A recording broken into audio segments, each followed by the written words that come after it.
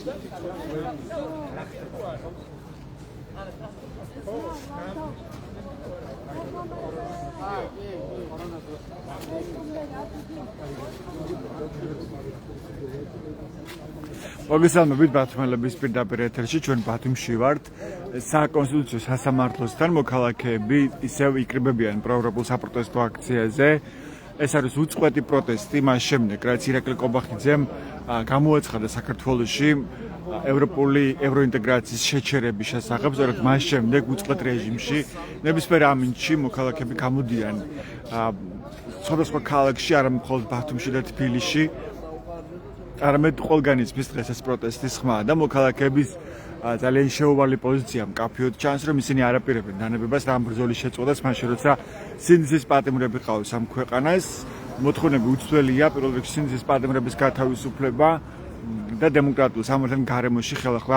არჩევნების ჩატარება მოთხოვნებით უკვე დაახლოებით 500 დღეა გრძელდება ეს პროევროპული საპროტესტო აქციები დღეს ელენე ხოშტარიას პირველ ქალ პოლიტიკოსს გამოუტანეს განაჩენის წელიწად ნახევრით დააპატიმრეს ზუსტად წელიწადით და 6 თვით თავისუფლების აღკვეთა შეუფარდებას მოსამართლე გიორგი არევალიძემ თბილისის საქალაქო სასამართლოში მხოლოდ იმის გამო რომ ელენე ხოშტარიამ უთატოვა წარწერა კახიკალაძის წინასაარჩევნო ბანერზე თქვენ გახსოვთ ალბათ რომ მან ეს გააკეთა ერთგვარი სოლიდარობის ნიშნად მას შემდეგ როცა სტუდენტი მეგი დიასამიძე ბათუმელი მეგის დიასამიძემ დატოვა წარწერა ასევე კახიკალაძის ბანერზე პროტესტის ნიშნად რომ ეს იყო არა ქართული ოცნება არამედ კახიკალაძე იყო რუსული ოცნების კანდიდატი და მიეწერა ბანერს რუსული ოცნება და მას შემდეგ რაც მეგი დიასამიძე დააკავეს და ხოლო შემდეგ გირაოთი გაათავისუფლეს სწორედ ამ დაკავების პერიოდში ელენე ხოშტარიამ როგორც პოლიტიკურმა ერთ-ერთმა ლიდერმა დატოვა ასევე იგივე წარწერა კახიკალაძის ბანერზე რუსული ოცნება სწორედ ბანერის დაზიანების გამო ანუ სუსი ნივთის დაზიანების ბრალდებით დააკავეს ელენე ხოშტარია და მას შეუფარდეს წელიწად ნახევრით თავისუფლების აღკვეთა დღეს ეს შემთხვევა შეიძლება ითქვას რომ იყო ყველაზე რეზონანსული ამბავი მას მოყვა ფართო გამოხმაურება როგორც საქართველოში ასევე მის ფარგლებს გარეთ რომ ეს შემთხვევა ყველაზე მკაფიოდ აჩვენებს პოლიტიკური პატიმრობის მასშტაბს საქართველოში თუ როგორი ფორმებით ებრძვის ივანიშვილის რეჟიმი პროტესტს ამ ქვეყანაში რომ ჩაახშოს პროტესტი და დასაჯოს პოლიტიკური ოპონენტები არაერთი პოლიტიკური ოპონენტი მოხვდა ციხეში ამ პერიოდის განმავლობაში მაგრამ ელენე ხოშტარიას შემთხვევა ალბათ ყველაზე თვალსაჩინო რომელიც აჩვენებს ამ პოლიტიკური რეპრესიების მასშტაბს როცა წარწერის გამო ბანერზე გაკეთებული წარწერის გამო დააკავეს ქალი პოლიტიკოსი პირველი ქალი პოლიტიკოსი აღმოჩნდა პატიმრობაში და მას შეუფარდეს წელიწად ნახევრით თავისუფლების აღკვეთა ბანერზე გაკეთებული წარწერის გამო. სოციალისტ დღეს სამოქალაქო აქტივისტი ციალა ქათამიძე მე ვესწორებ მინდა მას გავესაუბრო პირველ რიგში დღევანდელ აქციაზე გამოფინა მან და გაიხსენა ძველი შემთხვევა რამდენიმე თვის წინ მომხდარი ამბავი როცა მის სადარბაზოში ასევე მისი თანამებრძოლების სადარბაზოში ქართულ ოცნებასთან დაკავშირებულმა პირებმა დატოვეს წარწერები, ასევე იყო მუქარი შემცველი გზავნილები. ეს ყველაფერი გადაღებული და იგივე ციალა ქათამიძის Facebook გვერდზე შეგიძლიათ ნახოთ და მაშინ ამ შემთხვევაში მართალია დაიწყო გამოძიება, მაგრამ არავის პასუხი არ უგია. ჩვენ არაერთი შემთხვევა გვინახავს, როგორც მართლაც ნივთის დაზიანების შემთხვევა, როცა მაგალითად მანქანა დაუზიანეს თქვა კონკრეტულ სამოქალაქო აქტივისტებს და ასევე ეს შემთხვევა არავის არ გამოუძიები. მოდი გავისაუბროთ ციალა ქათამიძეს პროექტში რას ნიშნავს მისთვის ელენე ხოშტარიას დღევანდელი განაჩენი. ციალა საღამოშვიდობისა. საღამოშვიდობისა მოგესალმებით ბათუმელების პირდაპირ ეთერში. ელენე ხოშტარიას განაჩენზე მინდა რომ გესაუბროთ. დღეს თქვენ გაიხსენეთ თქვენი ამბავი, ხო, როცა თქვენ და თქვენ თანამებრძოლების სადარბაზოებში დატოვეს ოცნებასთან დაკავშირებულმა ადამიანებმა კონკრეტული წარწერები, შეურაცხყოფელი წარწერები და ასევე იყო მუქარი შემცველი გზავნილები, მათ შორის ხმოვანი გზავნილები, ხო, მიიღეთ თქვენ. რა მოხდა ამ ყველაფრის შემდეგ? გამოიძიეს თუ არა ეს ამბავი? ეს იყო რაღაცა აღარც მახსოვს მე მგონი ერთი თვის განმავლობაში ცოტა მეტი საქართველოში სხვადასხვა მოქალაქეებს ძირითადად უმრავლესობა ასე კამპანიური ხასიათი ჰქონდა ამას ხო ბევრს ებრძოლებდნენ ერთდროულად ადამიანებს ესე ურეკავდნენ ზოგს არაქართული ნომრით ზოგს მე მაგალითად ქართული ნომრებით მეკავდნენ საღამოობით წვებდნენ და ეს იყო რაღაცა ძალიან შეურაცხყოფელი კი მუქარი შემცველი, ვის თავში შეიძლება რომ წარმოვიდგინე ადამიანები ჩვენთან მოქალაქეები საღამოს ელოდებოდნენ ანუ სამსახურებრივ ეგეთი და იწყებდნენ ესე სახელობითად ან არასახელობითად უსამართლო დინებას ჩვენ ოჯახის წევრებსაც ურეკავდნენ და ოჯახის წევრებსაც იმ ადამიანების ვინც პირდაპირ სამის და ამის პარალელურად ერთ ხამესაც ახალგაზრდებმა გითხრეს რომ ვათვისი დაგვირეკეს მოკლედ და იყო სხვადასხვა პარტიის ოფისებზე გაჩნდა პირველ რიგში წარწერა და მე მაშინ გამოვედი მახსოვს და ნახულობდით მაშინ იმ დროინდელი ქალაქ ბათუმის საკრებულოს მოქმედი წევრი მაშინდელი რიჩარდ ცირაბიძე მივასწარით ერთ-ერთი პარტიის ოფისთან სადაც აგრძელებდა სხვა პარტიების ოფისებთან დაწყებულ საქმიანობას და მეორე დღეს აღმოჩნდა რომ ჩემი კოლეგის სახლთან, ოღონდ ახლა ჩემ სახელზე იყო ესე მუქარი შემცველი წარწერები, იმ დღეს ვიყავით შესაბამის პოლიციის განყოფილება. ეს იყო 2023 წელი, ხო? როცა რუსული კანონი მიიღო ქართულმა ოცნებამ. არა, 24 იყო უკვე. აღარც მახსოვს ეგ ამბავი, მინიმუმ 2 წელი არის გასული. მაისი იყო და თუ არ ვწდები ეგეც შეიძლება არასწორად ვამბობ. ჩვენი დღეები იმდენად გავს ერთმანეთს ამ საპროტესტო წლების განმავლობაში, რომ რეალურად გასაკუთრებით რუსული კანონის ინიცირების შემდეგ, ხო, როცა ძალიან მკაფიოდ გამოჩნდა ქართული ოცნების კურსი.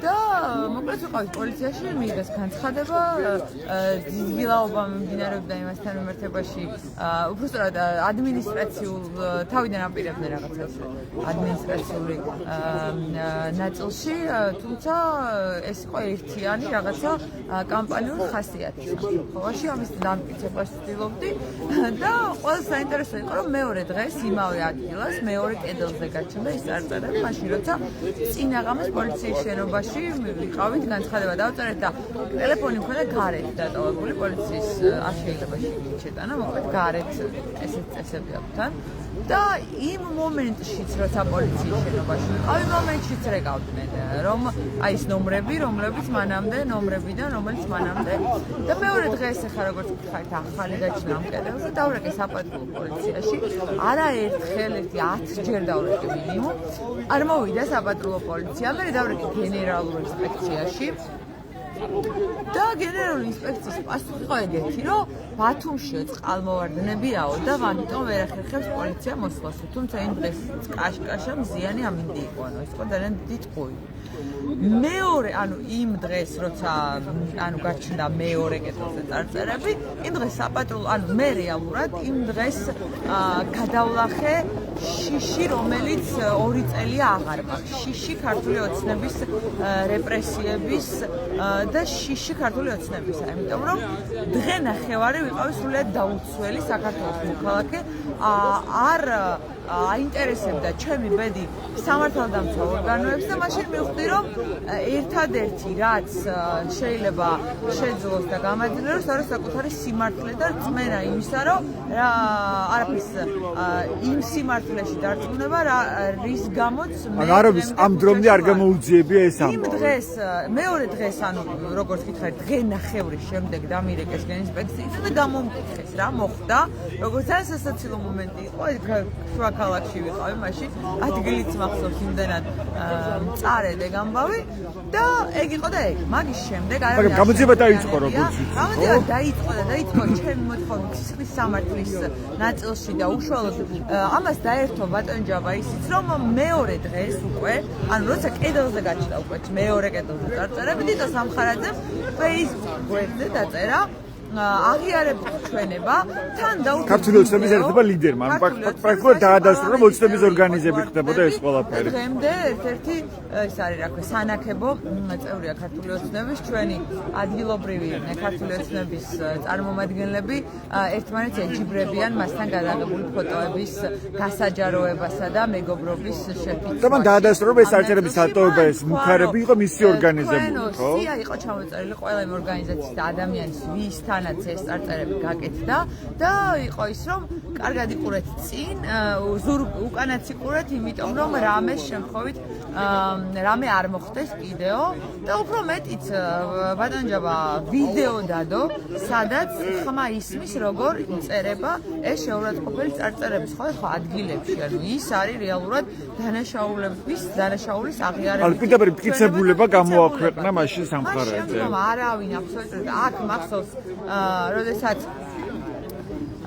ბატონი ბესელია მოძრაობდა ხოლმე და თავის გრიგოლ ბესელია ხო აჭარის პოლიციის სანაკებო პოლიციაზე მაღალი მატერიებით საუბრობდა მაშინ შევახსენე რომ სად იყო პოლიცია მაშინ როდესაც თვითონ არ იცოდა გაუკვირდა და მეორე ჯერზე როცა კიდე რაღაცა სწრაფახობდა პოლიციელებთან დაკავშირებით ახალგაზრდებთან მაშინ კიდე ერთხელ გავახსენე და მითხრა რომ ეგო ადმინისტრაციული საქმე იყო და ვადა გაუვიდაო გეგონება ვადა ჩემი რა ვიცი იმით გავუვიდა თქვენი ბრალეულობით ხო ჩემი ბრალეულობით გავუვიდა და ეს შემდეგ დღეს რას ნიშნავს ეს ამბავი როცა ელენე ხოშტარია პოლიტიკოსი პრაქტიკულად გამოხატვის თავისუფლებისთვის ხო ეს სადარბაზოში ანუ პირაციმსაში შემოვიდნენ ადამიანები და დააზიანეს მაშინ სადარბაზო ოჯახში სადაც წარწერები გააკეთეს სამი არასრულწლოვანი ბავშვი ცხოვრობდა აქედან ერთს არ შეეძლო ამის აღქმა მაგრამ ორი ესე იყურებოდა და ერთმანეთს წერა კითხვა იცოდა ატყუებდნენ რომ აი ესო რაღაცაო ისე გაგვიფერადესო ნაოშნიკებიო რატო დაგვიხატესო განცდა ქონდათ ეს რაღაცა უცენზურო ნახატებთან მიმართებაში და ისაო ჩვენ არ გვეხებაო უთხრეს და არაო იქო ციალა წერიაო და მე მგონია ჩვენ მეგობარს ეხებაო ხო და ამის შემთხვევაში ელენე ხოშტარიამ საჯარო სივრცეში დატოვა ბანერზე წარწერა და ამის გამო მიმსაჯეს მას თავისუფლების აღკვეთა ამ იცით რა არის თქმა მინდა ანუ ამ ცინიკური ამბის განსჯის შემდგომ სხვა რა შეუძლება უწოდა ქართულ ოცნებას ეს ელენე ხოშტარიამ ამ ბანერს მიაწერა ესენი არიან ჩვეულებრივი რა ვიცი ძალიან ცუდი სიტყვა შეიძლება და არა სწორი საჯარო კომუნიკაცია მაგრამ მონობის გარდა რა ქვია ამ მოცემულობას რასაც ყვები რომ დიმიტრი სამხარაძემ აღიარა დანაშაული საქართველოს მოქალაქეების წინააღმდეგ და ამ დროს ელენე ხოშტარია რომელმაც საჯაროდ ის რასაც კომუნიცირებს საზოგადოებას რასაც ეიძახის ქართულ ოცნებას ის დააწერა აქ არ ყოფილა რა იმეტიბოს ისეთი ღირსების შემლახავი როგორც დიმიტრი სამხარაძის თან მით უმეტეს საუბარი არის ქართული ოცნების მაღალჩინოსანზე დეპუტატზე რომლის მუქარის შემცველი წარწერა მხოლოდ შეურაცხყოფელი წარწერა არის მუქარაც არის ამ შემთხვევაში და რა ვიცი ძალიან მეწოდება ყველა ის ადამიანი რომელსაც უწევს დღეს იყოს ქართული ოცნების წევრის სურათი არის დიმიტრი სამხარაძის თანამზრახველი და ამ დანაშაულებში რაც ამ ქვეყანაში დიმიტრი სამხარაძე არის სახე ქართული ოცნების როგორი შეიძლება იყოს რეჟიმი და არის კიდეც ყოველდღიურად 2 წლის განმავლობაში მისი ერთ-ერთი სახის სახე ხდება ქართული ოცნება. მადლობა. ერთმა სიკეთეში მოახმაროთ საკუთარი სიმართლე, საკუთარი დანაშაულები და ძალიან მიხარია ის რომ ამ შემთხვევაში დიტა სამხარაძემ თავად გააკეთა აღიარების ჩვენება და ჩვენ არ გვიწევს მტკიცება, არ გვიწევდა მტკიცება მტკიცებულებების პირდაპირ საჯარო დადების მიუხედავად არავის არ გამოუძიებია ეს შემთხვევა. არა, არავის არ გამოუძიებია ისევე როგორც ის ზარები, რომლებიც ხორციელდებოდა საქართველოს მოქალაქეების წინააღმდეგ და სამაგიეროდ კარგად იძიებენ საარჩევნო ბანერის დაზიანების საკითხს წარწერის გაკეთების, რომელიც საარჩევნო ბანერებიც რეალურად თავადვე ერთი თვის თავზე ნაგავსაყრელზე გადაყარეს თავად. მადლობა. ეს იალა ქათამიძე იყო, სამოქალაქო აქტივისტი ბათუმის საპროტესტო აქციიდან. მოდი გავისაუბროთ ბათუმის საპროტესტო აქციის სხვა მონაწილეებს. მოდი გიორგის მოვისმინოთ. გიორგი, საღამოშიდობისა. მინდა გაგისაუბროთ შეიძლება ხო ერთი წუთი. ელენე ხოშტარია შეუფარდეს დღეს თავისუფლების აღკვეთა წელიწად ნახევრით პოლიტიკურ ლიდერს, პირველი ქალი პოლიტიკოსი, რომელიც აღმოჩნდა პატიმრობაში, გახდა პოლიტიკური პატიმარი, ის 4 შვილის დედაა სხვათა შორის, ამასაც მინდა ხაზი გაუსვა და აღმოჩნდა პატიმრობაში იმის გამო, რომ მან საარჩევნო ბანერზე დატოვა წარწერა. რას ნიშნავს ეს ამბავი თქვენთვის? მოგესალმებით, მოგესალმებით. ხო, ქართული სასამართლო ყოველთვის ახერხებს გაუცებას და უარესობისაკენ მიმართულ გადაწყვეტილებებს.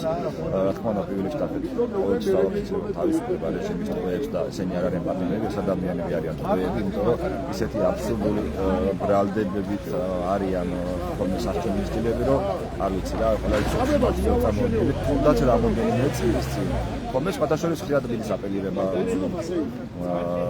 ეგრეთ წოდებული ქართული ოცნების მხარდამჭერების გარო, თუნდაც არ გაეკეთებინა და არ ჩასვამდნენ და ასე შემდეგ და მე მათ მინდა ერთი კითხვით მივმართო. ხო ვიცოდი რომ დააკავებდნენ ეგეთი არგუმენტები ზოგჯერ ისმის ზოგადად სასამართლოზე ვთქვა რომ თუ იმ მოისმენთ და გაითვალისწინებთ, უბრალოდ ერთი კითხვა დასვა. რატომ დახურეს სასამართლო პროცესები ჟურნალისტებს, ხო?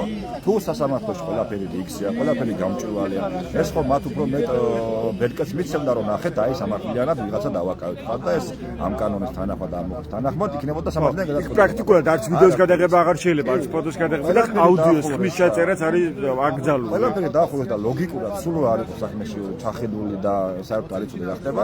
აქტივი დასკვნაშულად გამოიტანო. დახურული არის ის, სადაც რაღაცას მალავენ და მალავს ვინც დახურა. დახურა ეგრეთ წოდებულმა ლეგიტიმურმა ხელისუფლებამ და ამ სასამართლოს პირობებში კიდე სრული აბსურდია მათი გადაწყვეტილებები, რა თქმა უნდა, ელენე ხუშტარიასაც სამართლო გადაწყვეტილებით შეუფარდეს ეს სასჯელი და რეჟიმი აგრძელებს თავის რეპრესიულ მიღებას, თავის სამართლო გადაწყვეტილებას იმის იმედით, რომ ამით გადაეჩინენ თავს. თუმცა მე დარწმუნებული ვარ და მჯერა, რომ ეს ყველა დროის გაწევა მათი მხრიდან, რა თქმა უნდა, ამ დროის გაწევას ეწირება ადამიანების ჯანმრთელობები, ვინც ახლა გაუხსნეს პირობებში არიან მოთავსებული წვეობაში. ცალკე თემა კიდე რა სიტუაციაშია არიან ადამიანები, ვინც ახლა სასჯელმისწილები არიან. მათსავე გავრცელებულ კადრებში საშინელება ხდება იქ ანტისანიტარია და მხნელებით სავსეა საქმეები და არ ვიცი უბრალოდ წარმოუდგენელია ეს რაღაც წარმოუდგენა და აი ძალიან სასაცილოა თუ ივანიშვილს გონიაო რომ დამსაჯაოა ელენე ხოშტარი ამბობდა თვითონ ხო თქვენ როგორ ფიქრობთ აი ივანიშვილს მაინც მოლოდინი აქვს რომ ამ რეპრესიული მეთოდებით მოიშორებს ასე ვთქვათ თავიდან პოლიტიკურ ოპონენტებს და ჩაახშობს ქვეყანაში წინააღმდეგობას და პროტესტს. სავარაუდოდ ეგ გათვლაც აქვთ რეჟიმის წარმომადგენლებს, რომ ასე მოახერხებენ ადამიანების გაჩვენებას და პროტესტის ჩახშობას. თუმცა ფაქტია, რომ ამდენი ხანია ჩვენი პარლამენტი, ლეგიტიმური პარლამენტი მხოლოდ ერთ რამეზე მუშაობს, ანუ როგორ გაართულონ ადამიანის ცხოვრება, როგორ გააკეთონ რეპრესიული კანონმდებლობა, მაგრამ ფაქტია, რომ ამით ვერც ლეგიტიმაცია მიიღეს, ვერც არ მხოლოდ ვანუატოში და სადღაც ბურკინა-ფასოში ყოველგვარი ლეგიტიმურები არ ვიცი. ამასაც ხედავენ მისთან რადონის შეხვედრებს მართავენ და ისიც კარგად ნახეთ, კობახიძე რო გაიქცა ახლა უნგრეთში, რითაც ყველა მაგათიც რომ როგორმე მიერთი ამერიკის დელეგაციასა და ერთი ფოტო ჩამოეტანა, მაგრამ ჯერჯერობით ეს ფოტო აგვიარებს. არ ვიცი, ალბათ გაავრცელებენ ხელოვნური ინტელექტთა აწყობილ ფოტოებს უკანაში. რაც შეეხება ელენე ხუშტარიას, თქმა უნდა ეს არის რეჟიმის ტყვე და მან გააკეთა ეს იმედით, რომ ეს იყო მისი პროტესტის ნაწილი და სისულელი და აბსურდია, რომ არ შეიძლება რომელიმე ბანდის უბრალოდ აბსურდობის ასე გამარტავენ იურისტები, რომ ეს იგივე საიას გამარტებაც ამგვარი იყო, რომ ეს იყო გამოხატვის თავისუფლება და გამოხატვის თავისუფლების ფარგლებში ჯდებოდა ისიც გააკეთა ელენე ხუშტარი. რა თქმა უნდა, იურისტი არავა და იურისტები უკეთებ ასევენ ამ ფაქტს, მაგრამ როგორც ერთი რიგითი მოქალაქე ეს ყველაფერი არის აბსურდი, იმიტომ რომ წარმოუდგენელია არავინ არ დასახად ჩანს ყოველ შემთხვევაში ეს დანაშაული არ არის. სულ აიღო და ბანერის წარალი შეაფასო, ანუ იმ პრინტის და მატერიის წარალი სასაცილოა ამის გამო. დაბლოთ 550 ლარად დაითვალეს ეს ზარალი, რომ აი ამდენი მათივე ექსპერტიზა. აგას არანაირი დათვლა არ ჭირდება, მის მიერ ჩვენთან გაჩვეულა გავდეთ აი აგერ გოგლადის ქუჩაზე რამოდენიმე სარეკლამო კომპანიაში და ვიკითხოთ რამდენი კვადრატი ბანერის დამხდება, რათან ხაჯდება. მეც ფასიც კი ვიცი რომელი ბანერი რათან ხაჯდება ახლა. ერთი კვადრატის ღირებულება სადღაც მაქსიმუმ 100 ლარია და ყველა ხვდებით ხო ეს არის ელენე ხუშტარი. ეგეც ერთი შეიძლება მოითხოვათ სამოქალაქო დავის ფარგლებში, რომ აი ბანერი დამიზიანო, მაგრამ ბანერის ფული გადამიხადე, ხო. ჩვენ კიდევ ერთი ინდიკატორია, რომ ჩვენ სასამართლო არ აქვს რეალურად იგივენაირად ეგრეთ წოდებული პარლამენტის კარებზე რკინის კონსტრუქციის დაზიანებიც, რომელიც 400 საათი შეაფასეს, იქაც ანალოგიურად ადამიანებს ტყვეობაში გააგზავნა. სპეციალისტ იგივე მოსამართლეები, ვინც ელენე ხუშტარი გაასამართლეს, დღეს გასამართლებული ყავს თამაზაშვილი, ღარიბაშვილის სიმამრი, ნაციონალური მოძრაობის მმართველობის დროს. მაშინ მან სამნახევარი წელი მიუსაჯა. მე სახელმწიფოს აღარ ვაკვირდები, იმიტომ რომ რეალურად ყველა ერთნი არიან. სახელმწიფოები მხოლოდ განსხვავებული მაიდენტიფიცირებელი ციფრები და ასოებია თორე. აბსოლუტურად ყველა ერთი და იგივე მოსამართლე და ვინც უკანო გაწყვეტილებს იგებს. არანაირი განსხვავება არ აქვს, ვინ გამოიტანს განაჩენი. ჩემი პირადი აზრი არის, იმიტომ რომ ყველა განაჩენი ასეთ საქმეზე არის უკანონო და ეს აუცილებლად დაუბრუნდებათ ეს მათ მომავალში, როდესაც იქნება ნორმალური გამართული სასამართლო სისტემა მეთქმა სახელმწიფო ისინი აუცილებლად აგებენ პასუხს და მე იმისთვისაც ვიბრძოლო მათ თავიანთი უფლებები დაიცვან სასამართლოში როგორც წესი და რიგია და არა ისე რომ რაღაცა პოლიტიკური ფიგურები გამოდიან და თუნდაც ამ რეჟიმის პირობებში წინასწარ დაკავებაში ყოფ ადამიანებს უწოდებენ დამნაშავეს და კრიმინალებს. ეს არის წარმოუდგენელი ფაქტი. მithumetes ესეთი ადამიანები შეიძლება პროფესიით იურისტები არიან. აი რაზე უნდა ვისაუბროთ საერთოდ, ხო? ანუ პოლიტიკური ფიგურა, რომელსაც აქვს იურისტის დიპლომი, როცა გამოვიდა ადამიანი, რომელიც წინასწარ დაკავების სიტუაციაშია, წინასწარ დაკავების დროს, მას უწოდებს დამნაშავეს და ასე შემდეგ. ეს არის აბსურდი და არ ვიცი, ყველაფრის შეურაცხყოფაა, თუ კი ადამიანი ოდნავ დაკავდება.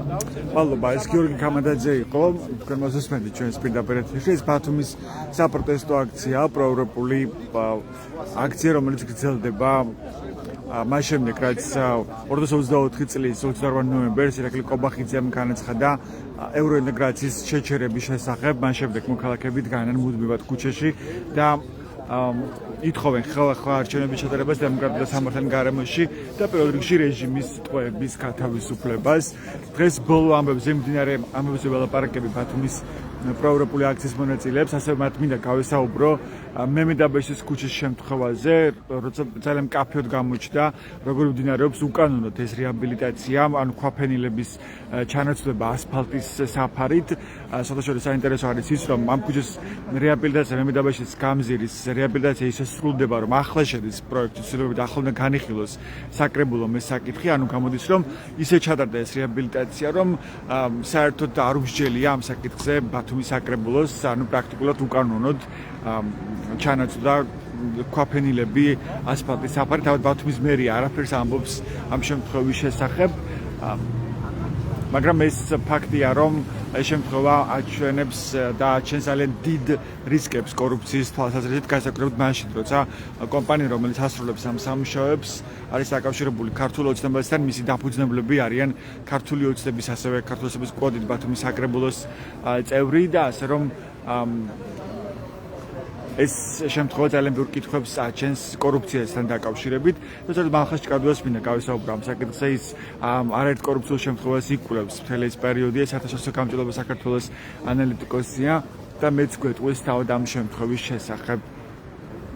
საღამოშტების ამალხას ბოდიში გაგეწყოთ, მაგრამ ლაივში ვართ. ამალხას პირველ რიგში ელენე ხოშტარიას შესახებ გითხარი, 4 შვილის დედა და პირველი ქალი პოლიტიკოსი, რომელსაც შეუფარდეს თავისუფლების აღკვეთა, იმის გამო რომ ამ ბანერზე დატოვა წარწერა. რას აჩვენებს ეს ამბავი? ზოგჯერ ქართულ ოცნებას შეუძლია საკუთარ თავს აჯობოს სამართლობაში და აბსოლუტურად არათუ სამართლიანობის, არამედ ზოგადად აი რაღაცა კაცობრიობის მამოძრავებელი, კეთილშობილური მიზნებისგან საკუთარ თავის დისტანცირებაში. პერიოდულად ხდება ასეთი რამ, მაგალითად მზიას განაჩენი ასეთი იყო და ახლა ელენეს განაჩენიც ასეთია და ცხადია გარკვეული სიხშირით ეს სულ მეორდება. დღეს გულსამართლე მის გაასამართლა ხოშტარია თავის ოცზე გასამართლებული ყოლია თამაზაშვილი, ანუ ღარიბაშვილის სიმამრი ნაციონალური მოძრაობის მმართველობის დროს. კარგად აჩვენებს ხო სასამართლო ხელისუფლება როგორი დამოკიდებული იყო მაშინ და როგორი დამოკიდებული აღწევს. ხო, თორემ ეს ამბავი ძალიან კარგი ილუსტრაციაა საიმისოდ, რომ ქვეყანაში არ გვაქვს დამოკიდებელი სასამართლო. თუმცა ცხადია, ჩვენ როცა ვსაუბრობთ გარკვეულ ცვლილებებზე და ეს ცვლილებები აუცილებლად იქნება პირველ რიგში, როგორც სასამართლო უნდა გახდეს დამოუკიდებელი და პოლიტიკურად მიუხედავად. ერთი რამის თქმა მინდა ელენესთან დაკავშირებით, რომ არ ვუსურვებ ქართული ოცნების არც ერთ წარმომადგენელს იმ სამართლის გასამართლებას, როგორც ახლა თვითონ იქცევიან ელენესთან, მზიასთან, სხვა პოლიტიკურ პარტიებთან დაკავშირებით.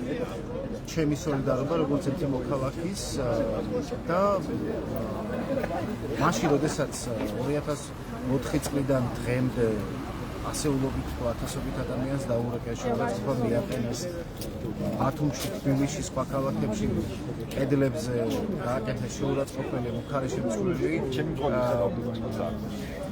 წარწერები ადამიანებს პრაქტიკულად უსაფრთხოებოდნენ, ჟურნალისტები პრაქტიკულად სასიკვდილოდ გაიმეტეს. ასეთ პირობებში დასჯილი ჩვენ არც ერთი სამართლო დამცველი და არც ტიპუშკარი. წინ მანამ სანამ მოხდებოდა ეს ვიდრე დააწერდა ელენე წარწერას, ხო? კახაკავალის საარჩევნო ბანერზე სწორედ იმ დღეებში ჩვენ დავინახეთ ორგანიზებული დანაშაული აქტივისტების წინააღმდეგ, როგორ გამოდიოდნენ შეძახილების საპასუხოდ, როგორ გამოდიოდნენ ანგაჟირებული ბრბო როგორ გამოდიოდა, აგრესიული და პრაქტიკულად ფიზიკურ შეურაცხყოფას აყენებდა ჟურნალისტებს და აქტივისტებს, როგორ აყენებდა ძალიან ძლიერ ემოციურ და ფიზიკურ ხილს ადამიანებს, რომლებიც გამოხატვის თავისუფლების ჩარჩოში იყვნენ მოქცეულები და გამოხატავდნენ საკუთარ უკმაყოფილებას კალაძის პოლიტიკის და იმ საარჩევნო გარემოს, კვაზი საარჩევნო გარემოს წინააღმდეგ, რაც იყო ქვეყანაში.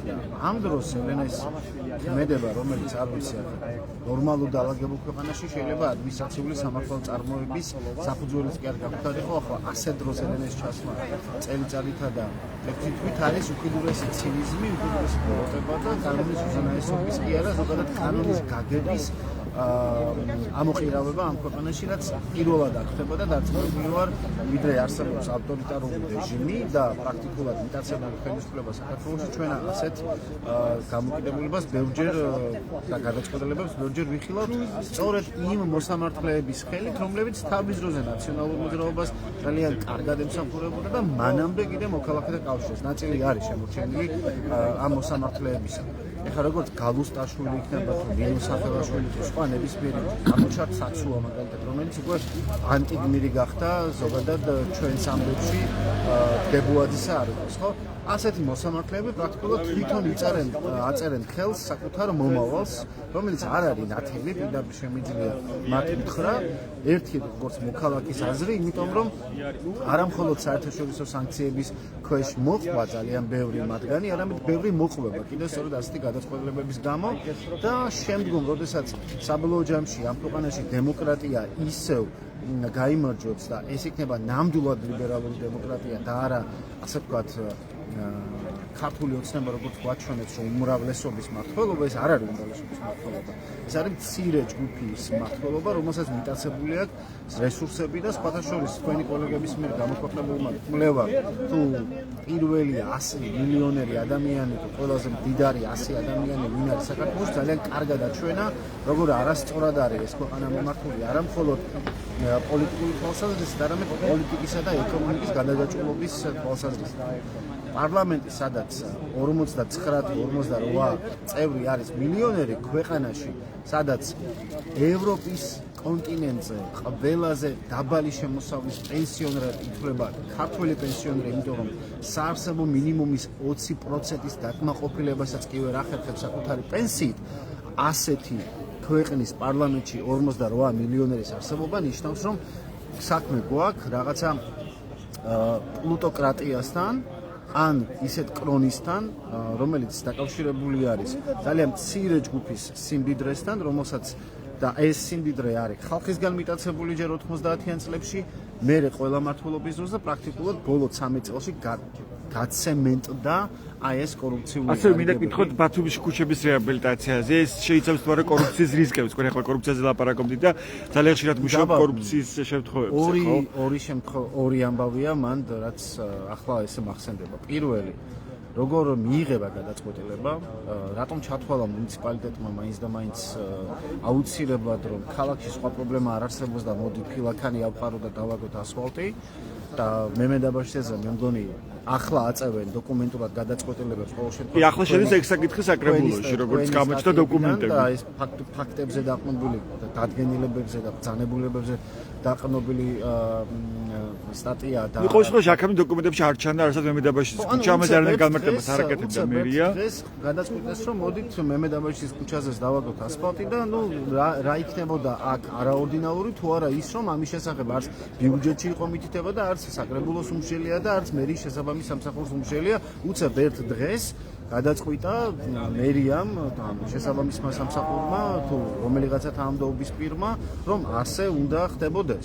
ეხლა როგორ სამუშაოები თითქმის სრულდება, ეხლა უკვე შეიტანეს და შეამცირეს სამუშაოების ღირებულება, რაც თავარია ამ ეტაპზე. არის ყველაზე მთავარი აქ მეორე მერიის ანუ ადმინისტრაციული გადაწყვეტილების მიღებ ორგანოსთან ერთად საკითხავია ვინ არის კომპანია, რომელიც ამ სამუშაოებს აწარმოებს. ხო, ამ კომპანიაზე მინიმუმ ხუთი კვლევა მარტო მე მაქვს მომზადებული საერთაშორისო გამჭვირვალობა საქართველოს ვებგვერდზე ეს კვლევა გამოქვეყნებული ეს არის დოლიძეების ძალიან ცნობილი კომპანია ბონდი 2005 რომელიც ოცნების შემწირველია ოცნების შემწირველი ნაციონალურ მოძრაობასთან დაკავშირებული თავის დროზე ან პრაქტიკულად ბოლო 10 წლის განმავლობაში ამ კომპანიას აქვს 230 მილიონ ლარზე მეტი მიღებული სახელმწიფო შესყიდვებიდან და მახსოვს კიდევ გახმაურებული ამბავი რომ მაგალითად ამ კომპანიის დირექტორს ისე რომ არც არაფერი არ ქონდა გადახდილი ბათუმის წყლის მანქანა მიყვანილი ყავდა საკუთარ ეზოში და არ ეცხინებდა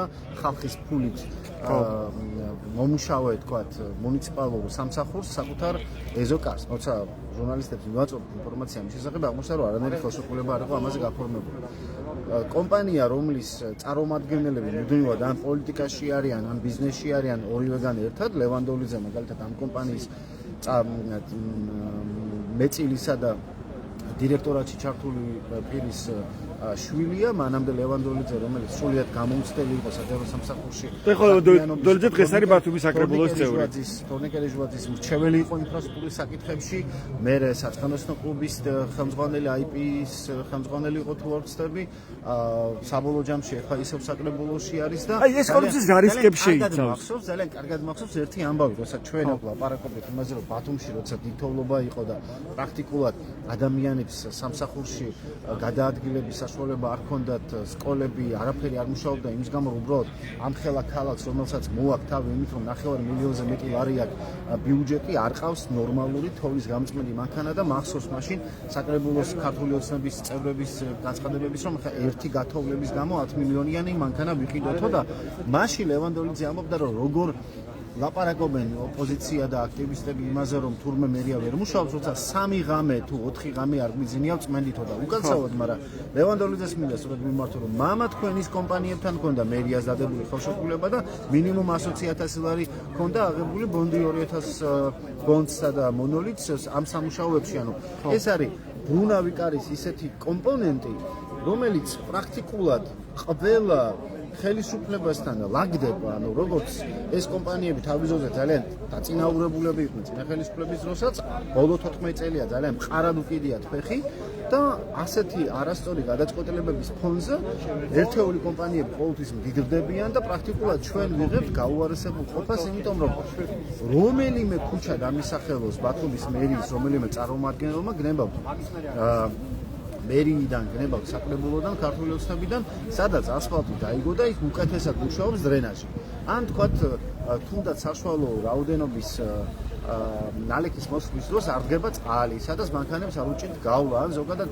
ბათუმის გარდა სხვა ქალაქებშიც ხოჭონის არა შეიძლება ყოველდღიურ ან რაღაც პერიოდი როცა წვიმის პერიოდი წვიმიან დღეები მიეწყობა რომ ქალაქი შერდება ვერ გადაადგილდებიან საზოგადოებრივ ტრანსპორტს უჭირს მოძრაობა ეს ყველაფერი აგებულია იმ არასწორი გადაწყვეტილებების გამო, როდესაც მაგალითად შეიძლება ეხლა დააგონ ისე ასფალტი და რაღაც პერიოდის მერე ვიღაცამ აღმოაჩინოს რომ კომუნიკაცია არასწორად ჩააწყვეს. თან შეამცირეს ხო ამ სამუშაოების ღირებულებას, ერთად რომ დაემატა მემედაბაშის ქუჩა ამ ეტაპზე. ხო, ნუ შეამცირეს ამ გამოთავისუფლებული თანხით რას აკეთებენ. ეს ვიცით, ანუ საკრებულოში ქართული ოცნების უმრავლესობა გარდა იმისა, რომ ყველა გადაწყვეტილებაზე ტახს უკრავს მერიისა, იქნება ჩაერთოს კონტროლში და გააკეთოს ის რაც ეს შეიცავს კორუფციის რისკებს თქვენი აზრით, როცა პროექტში არ არის ჩასული კონკრეტული ქუჩა და ეხლა შედის საკრებულოში ეს საკითხი. ხო, როცა უკვე დასრულებულია ის სამუშაოები მემედაბაშის ქუჩაზე. შეთანხმებული საკრებულოსთან, მოსახლეობასთან, სადაც ადგილობრივების აზრი არ არის გათვალისწინებული, არაპარტიულად შეკრებილი ხალხი, რომელიც ისევ და ისევ მათი ახლობლებისგან არის დაკონფლიქტებული და თავის ქნების რეჟიმში რო არიან. არა. სადაც არ არის ჩართულობა, სადაც არ არის მონაწილეობა, იქ ყოველთვის არის კორუფციის რისკი. გაგახსენებთ მაგალითად ამბავს, როდესაც უცებ ეხეთ ნოემბერში თუ დეკემბერში არჩევნშიკოვანის მერობის დროს აღმოვაჩინეთ, რომ თურმე ცენტრალურ პარკში ცვლიან სკამებს და დადგეს რაღაცა ქვის უმახინჯესი, სრულად არაპრაქტიკული სკამები და ამ ყველა მთელი პროექტის ღირებულება იყო 1 მილიონი. ანუ 1 მილიონი დაიხარჯა რაღაც გაუგებარ ცემენტის ძეგლებსა და სკამებზე, რომელიც პრაქტიკულად ახლა აღებულია, იმიტომ რომ მოვიდა. ხო, უკვე ჩაანაცვლეს ისევ ხის სკამები და დღეს ხო, რომ ეს სკამები არ ვარ გადა უკაცრავად, მაგრამ მილიონი გადავიხადე თამაში, ხო? ეს მილიონი, რომელიც შეიძლებოდა მოხმარებოდა უკაცრავად ბაღის მშენებლობას. მაშინ ძალიან ბევრი ბავშვი ვერ დადის ბაღში და ისე უწევს სკოლაში წასვლა, იმიტომ რომ ბაღებში საკმარისი რაოდენობა არ არის. და ხო, ბოლოს და ბოლოს რაღაც 1000 თუ 1200 აღსაზრდელია ამ ქალაქში ისეთი, რომელიც რჩება საჯარო ბაღების მიღმა, იმიტომ რომ ვეღარ იტევს, ხო, მოთხოვნას ვეღარ იტევს ის ადგილების რაოდენობა, რაც არის ამ საბავშვო ბაღებში. უამრავი პრობლემაა ქალაქში, რომელიც მოითხოვს ძალიან სწრაფ ჩარევას და ამ დროს რაღაცა სრულიად გამოგონილი იქ სადაც შეიძლება სავარაუდოდ კორუფციული გარიგებების ასე ვთქვათ დადება, სადაც შეიძლება რაღაცა წილები გადანაწილდეს. ჩვენ გვინახავს ეს და ვიცით ეს ყველაფერი და საბოლოო ჯამში მაინც რაღაცა მცირე პროცენტი გამოაშკარავდა და სწორედ საინტერესო ის არის, რომ სწორედ ჩვენნაირი ორგანიზაციების კვლევების პრაქტიკულად გადამღერებას ვისმენთ ხოლმე უსაფრთხოების სამსახურებიდან ან კორუფციასთან ეგრეთ წოდებული მებრძოლი სამსახურებიდან, როცა მაშინ, როდესაც ჩვენ 4-5 წლის წინ ამაზე რომ ვლაპარაკობდით, ჩვენ გვთვლიდან სახელმწიფოს მტრება და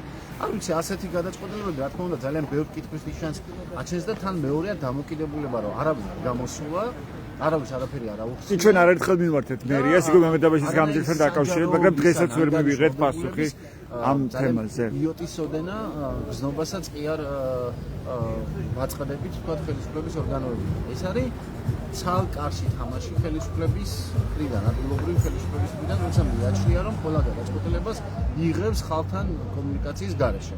სად არის საკრებულო, სად არის მერის შიდა აუდიტის სამსახური, სხვა რო არაფერი არ ვთქვა თავ აუდიტის სამსახურზე, რომელიც უნდა იკვლევდეს ხოლმე რაღაცა მსგავს შესყიდვებს. შეიძლება გამოიკვლიოს რაღაცა პერიოდის მერე, მაგრამ უკვე დაგვიანებული შეიძლება იყოს რეაგირება, ხო?